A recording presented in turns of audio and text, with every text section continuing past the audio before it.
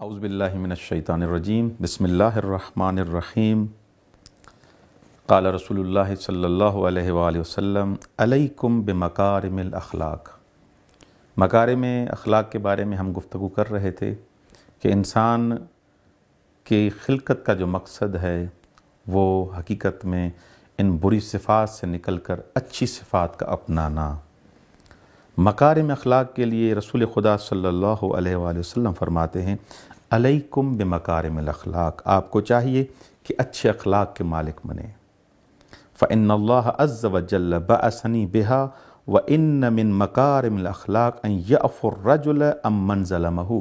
اب خود مصادیق گنوانا شروع کیے ہیں کہ مکارم اخلاق، اچھے اخلاق کون سے ہیں، کہ وہ انسان جو اس شخص پر ظلم کرتا ہے اس کو معاف کر دے، وَيُؤْتِي مَنْ حَرَمَهُ، جو اس کو محروم کرے اس کو عطا کرے، وَيَصِلَ مَنْ قَطَعَهُ، جو اس سے قطع رحمی کرے اس کے ساتھ صلہ رحمی کرے، وَأَنْ يَعُودَ مَا لَا يَعُودَهُ، انسان ان صفات کا مالک جب بنے گا، جب صلہ رحمی کرے گا، انسان جب اچھے اخلاق کا مالک بنے گا، جب انسان کی وجود میں دروا کے بخشش ہوگی، دوسروں کو معاف کرنا ہوگا، اور جو انسان یہ کہے کہ اس نے میری عیادت نہیں کی، وہ جب میں بیمار ہوا تھا تو وہ تو میرے پاس نہیں آیا تھا، اب میں اس کے پاس کیوں جاؤں؟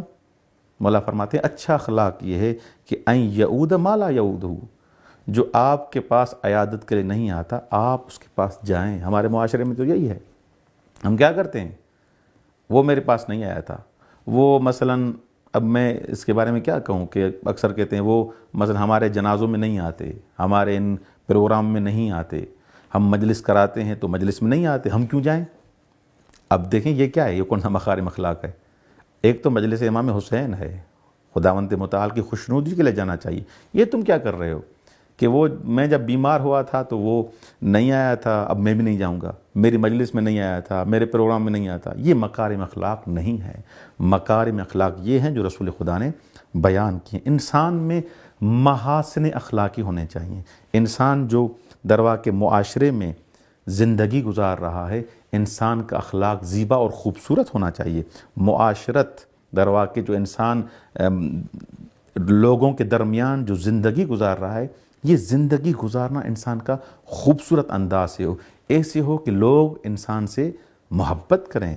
جیسے مولا متقین امیر المؤمنین علی بن ابی طالب علیہ السلام فرماتے ہیں خالط الناس مخالطۃ ان عشتم حنوا الیکم ان متم بقوا علیکم، کہ لوگوں کے ساتھ ایسے معاشرت کریں، ایسے زندگی گزاریں، ایسے آپ کا اٹھنا بیٹھنا ہو کہ اگر آپ کہیں چلے جائیں تو آپ کے مشتاق ہوں، اگر آپ اس دنیا سے چلے جائیں تو بقوا علیکم، تو آپ پر گریہ کریں۔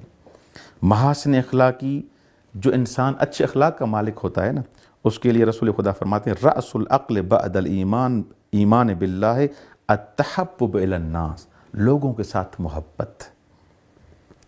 انسان رأس العقل بعد الایمان، یعنی عقل مند ترین، میں ترجمہ ایسے کروں، عقل مند ترین انسان وہ ہے۔ ایمان، خدا کے ایمان کے بعد سب سے عاقلانہ چیز یہ ہے، عاقلانہ کام یہ ہے، عقل مندی والا کام یہ ہے کہ لوگوں کے ساتھ محبت کرو، نفرت نہ کرو، ایسے زندگی نہ گزارو کہ لوگ آپ سے نفرت کریں۔ یا امام صادق علیہ السلام سے جب سوال کیا گیا کہ حسن خلق کے بارے میں، تو مولانا نے فرمایا تلین جناحک وتطیب کلامک وتلقی اخاک ببشر حسن، کہ لوگوں کے ساتھ نرم رویے سے ملو، ایسے نہ ہو کہ تمہارے چہرے پہ ہی یہ لکھا ہوا ہو کہ لوگ پڑھ کے بھاگ جائیں، یہ تو بالآخر ہمیشہ غصے میں ہوتا ہے نا۔ یہ جو خود انسان کا جو گشادہ روئی ہے نا، انسان جو مسکرا کر جو ملتا ہے، اس کا کتنا ثواب ہے، کتنا اجر ہے۔ پاکیزہ گفتگو کریں، گالم گلوچ یہ وہ ہمیشہ تانو یہ وہ، اس گفتگو سے انسان پرہیز کرے۔ روایات میں منع کیا گیا ہے، جن کے ہم مرید ہیں وہ منع کر رہے ہیں۔ وَتَلْقَى أَخَاكَ بِبِشْرٍ حَسَنٍ، جب برادر ایمانی کے ساتھ، اپنے بھائی کے ساتھ، ایمانی برادر کے ساتھ آپ جب ملتے ہیں تو آپ کا چہرہ کھلا ہوا ہو. یہ خود امام صادق علیہ الصلوۃ والسلام اور اسلام کی ڈیمانڈ ہے ہم سے. بس اس درس میں جو ہم نے پڑھا کہ انسان ان صفات کا جب مالک بنے گا تو خداوند متعال اس سے راضی ہوں گے، اہل بیت علیہ السلام اس سے راضی ہوں گے، اور دنیا میں اس کا عجیب مقام ہو جائے گا، لوگ اس سے محبت کریں گے. خداوند متعال سے دعا ہے کہ ان صفات پر ہمیں عمل کرنے کی توفیق عنایت فرمائے. والسلام علیکم ورحمۃ اللہ وبرکاتہ.